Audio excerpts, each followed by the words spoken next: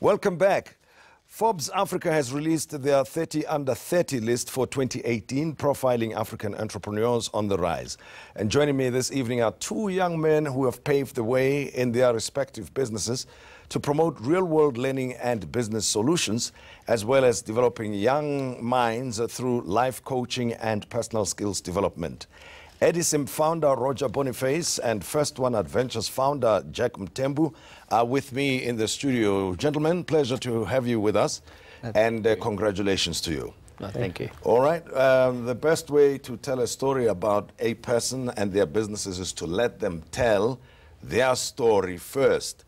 Now, before I get to the businesses themselves, a brief profile of life experiences that you may have had, Jack, that led you to take up business. What happened? All right. So, experiences-wise, I mean, I just came out straight from university and, went into corporate for literally 6 weeks. And afterwards decided that, hey, I want to go back to my business. So initially I started my business while I was still a student in my second year of studies at the Northwest University, and decided that, hey, great, corporate is awesome, but I've got better dreams, and, if I stay here for long, I'm going to be consumed by corporate. So that's how I started. You only worked for 6 weeks? For 6 weeks, yes. Why? You didn't buy the bus ticket or the weekly train ticket? No. That was not the problem? That was not the problem. The waking up early was not the problem? That was not the problem. Yeah. The salary was okay, yeah. But I realized that if I needed to go and start a business, because as I said, I initially started the business in my second year of studies, but I was just not sure when is the right time to go in full-time for it. So and what was your business about that that you went back to? You say you went back to your business. So, what was it? So the business is we do youth development and training. We do leadership training and entrepreneurship training for young people, but we use camps as a learning platform. So we take them to adventure camps where it's a different setting from what they have in their normal day-to-day. So we use that to teach and instill the skills that they might not necessarily get from their classrooms and that. Okay, I'll come back to that because it's great to go on training and so forth, but somebody might not see it as business. That might think you go on camp for fun or for leisure or for just a hobby, nothing more than that. But you saw business in it. Now, Roger, your story slightly different but similar in a way. Tell me. So quite similar. I think since I was young, I've always spent my weekends at flea markets and things. I was a bit of a gypsy growing up. So my mom had different stores. We sold anything from toys to T-shirts to whatever your pool needed, some gadgets. And then ever since then, slowly but surely, I just kind of carried on the entrepreneurship path, although I did eventually go through to university and I did my undergrad and my MBA. And then after that, I also tried the corporate thing. Corporate is... It didn't work as well for you. Corporate is tough, But what is it about corporate? I'm coming back to understand how you started your business, but what is it from both of you about corporate that made you feel, well, I won't last here, I won't continue? Tell me first, Roger. So for me, the problem with corporate for me is that I don't like a boss. I don't like someone telling me this is how it should be done and this is what you need to do. Yeah. And I don't do very well in any sort of rigid or structured environment. I need kind of chaos or creativity around me to almost to be inspired or to move forward as you go. So within corporate, they tell you this is what you do. You have your boss. You have to do it. It's very hard and to be told what to do. It's very hard to be listened and do it properly. Exactly. So you've got to be a well-trained listener and obedient individual to do that. And Jack, in your case, was it similar? It's similar, but also for me was, I had a great job, I had a great company that, and everything was going well. Everyone was liking what I'm doing and that. But my biggest fear was becoming consumer corporate, I realized that, hey, I'm still young, I don't have a lot of responsibilities, I just literally just had rent and just money to get me by and that. So I realized, okay, cool, while my living expenses are still as minimum as they are, let me just get out and actually go out and go do your thing. Then do my thing, yes. Now, yeah. And then you had your thing to do. And I had my thing to do. And similarly now, Roger, you had your thing to do. You could afford to say, I can't really have a boss. I must try my own thing. So what was your own thing then? So my own thing, so when I studied in the States. And at that time, I was working for Kuehne + Nagel, and I had a choice. I could stay in the States and work for them. I could go to the UK and work for them. Or I could cut ties completely and then come and do my own thing in South Africa. So some people say, well, you're mad to go back, you know, if you have those other two. But I think you're mad to almost stay there. And we had this discussion last night. The problem with the UK and the US, yeah, it works well and everything works and there's not chaos like there is here. But for entrepreneurs in that, there's very few gaps in those markets, especially if you don't have a network and you don't have the place. Where I think Africa is, there's opportunity everywhere. You just have to seize it and kind of go for it without holding back. So if I wanted to stay in corporate and have those rules and you only get 12 days leave a year, I'm big on holidays, so 12 days leave a year doesn't fly. And of course, I can imagine the United States is very competitive on top of that. Oh. It's very competitive. And here you could say we're still virgin territory. You know, the opportunities are many and plenty. Your business that you started, that you are growing now, that earned you this recognition from Forbes 30 by 30. Tell me about it, Edison.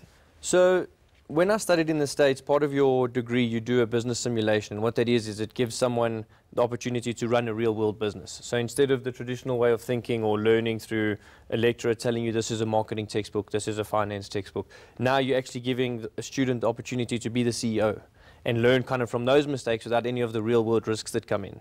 And then through that experience that I had with them, I ended up getting in touch with them. They're based in Chicago. And I ended up going up to see them. I was on a road trip and we kind of crossed paths. So they said, well, we don't really have the market in Africa, although it's saturated in North America. I mean, there's 110,000 students that use a simulation every year.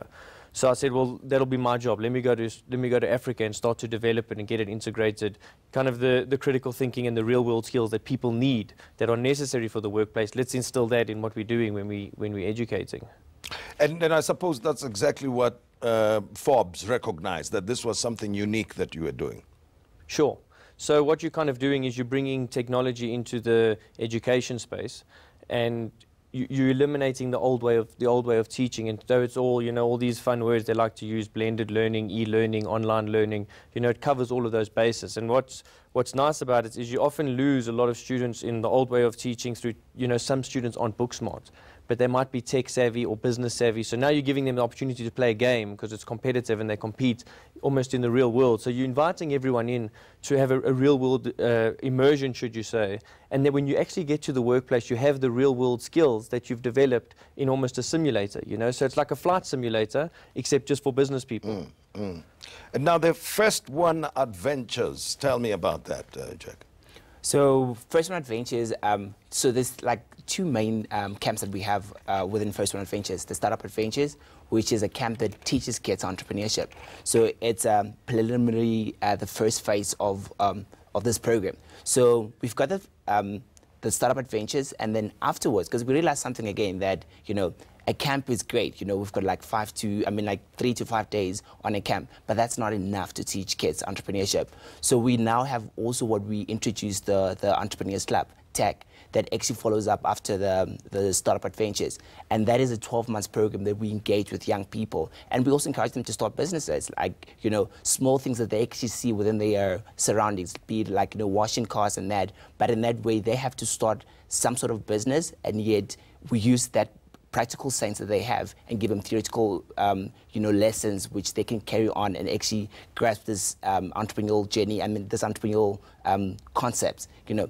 But now, it's just in the high school phase, you know, but the idea behind all this is that we want them to say, we want to instill entrepreneurial culture in them. You know, when they leave high school and go to university, to study whatever they want to study, but they should have in their mind that, you know, entrepreneurship is something that can actually help them to actually create sustainable income for themselves and actually create jobs. You know, if they want to become a doctor, that's great. After completing your medicine degree, go back, do your internship, then come back and start maybe you know, a surgery or maybe your own little hospital, and that. In that way, you'll be creating jobs and, you know, increasing and actually making a difference whatever you do. Well, you're talking about creating jobs. As we speak, today is Youth Day.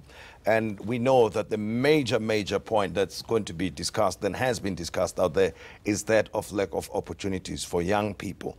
And we've got a large number. I'm very personally concerned about the fact that majority of people who are unemployed are young people in the prime of their lives. And this is the time when they should be making the biggest contribution to the economic development of the country, but they are excluded. And I'm not sure, what do you think is the reason behind that, that we are not able to create the number of jobs that we should create for young people? And listen to my language, I'm saying create as if it's somebody else who's got to do it and the world has changed. What do you think? I think, one thing we're always saying, like, what, government must create jobs, but, where is this job coming from?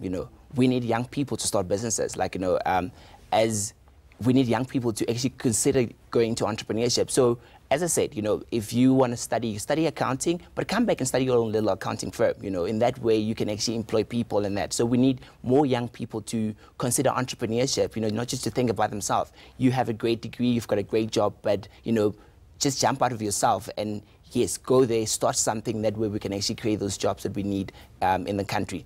And that's one of the other things why we'd want to actually instill this culture in high school kids, because from a young age, they already have that whole thinking saying, I have to create a job. If there's no job for me, at least once they've gone to your camps, they will think like that. Yes, but yes. if they have not, they'll think somebody must create a job. But starting a business is hard, isn't it? I mean, there are so many things to consider, especially when you're a young person. From your experience, what do you think are the hurdles? So what's nice is, my kind of coming into whatever entrepreneurship or any sort of business environment was that I was at flea markets when I was a kid.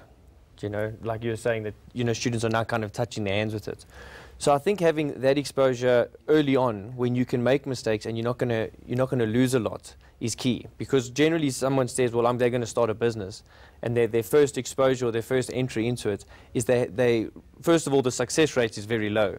But they're putting in their personal savings, and they're risking such a huge amount of money for their first idea. And with time, comes experience. So for someone to go and be an expert at running a business on their first shot, the chances is, I would say, 0. So you need almost these, these camps or these kind of, when you're young, or these younger experiences, in order to have some sort of a business acumen that you can then keep refining. So when you do have that idea that is going to make you a successful entrepreneur, you've already learned your school fees, as you say, you've already had them, but when you didn't have so much to lose. And I think when people are thinking about entrepreneurship, it doesn't have to be a massive jump. Start small things. If you see a lot of successful entrepreneurs, a lot of them have been working and they start something on the side, or they're doing it late in the evenings or very early in the morning. So if I was thinking, not that I've made it as an entrepreneur, every day is a struggle, but like it is that for everyone. But suppose, if you go, you stay in the business for 1 year and you are able to progress to the second year.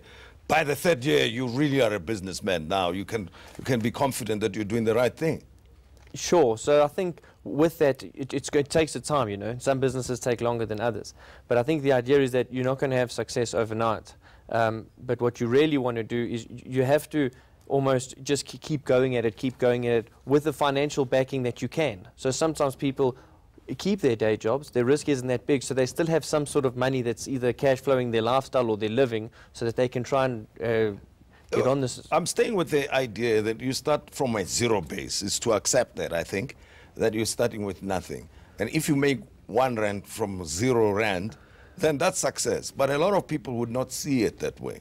Jack, I'd like to hear your opinion here. They would think, if you say you are in business, then you should be making millions after a couple of weeks of starting your own business. We know it's impossible, but that's the mindset.